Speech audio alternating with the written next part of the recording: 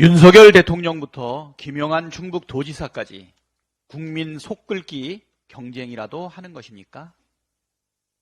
현장 일찍 갔다고 바뀔 건 없다고 생각한다.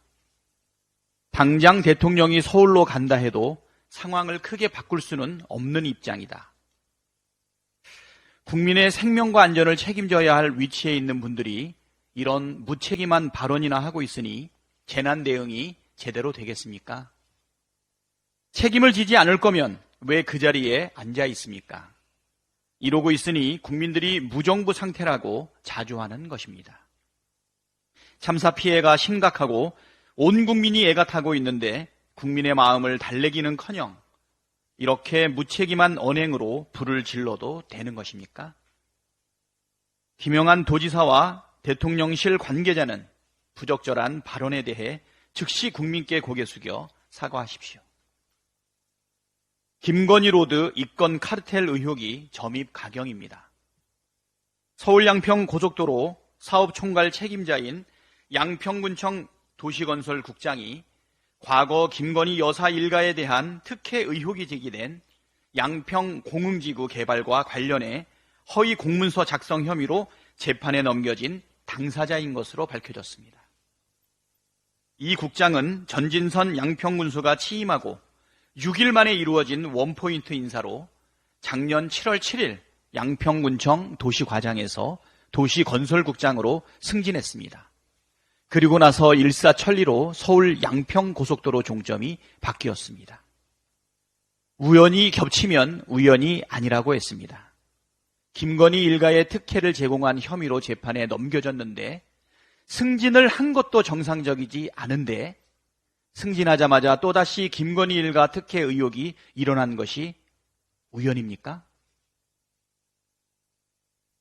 이권 카르텔이 있지 않고서야 이런 일이 일어난 것은 불가능하지 않습니까?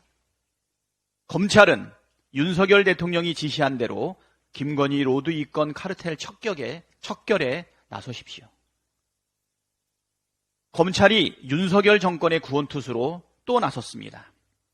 최근 들어 이화영 전 경기 평화부지사가 기존 진술을 바꿨다거나 복수의 성남시 공무원들이 백현동 사건 관련해 인허가 업무가 윗선 지시로 이루어졌다는 취지의 진술을 했다는 보도가 쏟아졌습니다. 누가 봐도 검찰이 흘려주지 않았다면 알 수 없는 내용들입니다. 이른바 김건희 로드 의혹, 김건희 여사 명품 쇼핑 논란, 집중호우 피해에 대한 사실상 무정부 상태에 대한 국민적 비판 여론으로 지지율이 떨어지자 검찰이 또다시 구원투수 역할을 자처한 것입니다. 그러나 손바닥으로 해를 가릴 수 없듯이 검찰의 여론조작 시도는 실패할 수밖에 없습니다. 이화영 전 부지사에 대한 검찰의 회유 압박은 도를 넘었습니다. 10개월 가까이 인신구속, 독방 수감도 모자라 매일 검찰 소환조사로 괴롭히고 아내와 아들은 물론 후원자 등 주변을 탈탈 털어대고 있습니다. 이화영 부지사는 극심한 스트레스로 치아가 3개나 빠졌다고 합니다. 얼마 전 이화영 전 부지사의 배우자는 탄원서에서 앞으로 또 추가로 조사하겠다고 협박하고 있고 아무도 못 도와주게 철저히 고립시키고 있다. 신체적 고문보다 극심한 심리적 압박은 군사 독재 시대의 정기 고문만큼 무섭다고 했습니다. 또 조작된 증언과 진술로 이재명 대표를 기소하기 위해 이화영 피고인을 구속시켰다고 볼 수밖에 없는 정황이 너무나 많다고도 했습니다. 검찰의 이런 행태는 위기에 빠진 윤석열 정권을 구하는 것이 아니라 오히려 몰락을 가속화하게 될 것이 뻔합니다. 물적 증거도 없이 회유와 압박으로 만들어낸 진술은 모래 위에 지은 성처럼 허약합니다.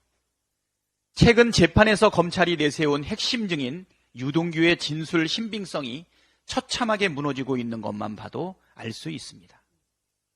검찰이 할 일은 정치가 아니라 수사입니다. 증빙도 없이 제멋대로 사용한 특수활동비 부패 카르텔 의혹, 극우 유튜버들과 자유총연맹 간의 이권 카르텔 의혹, 김건희 로드 서울 양평고속도로 이권 카르텔 의혹, 김건희 여사 주가 조작, 금융범죄 의혹 등 수사해야 될 대상이 차고 넘치는데도 검찰은 애써 외면하고 있습니다.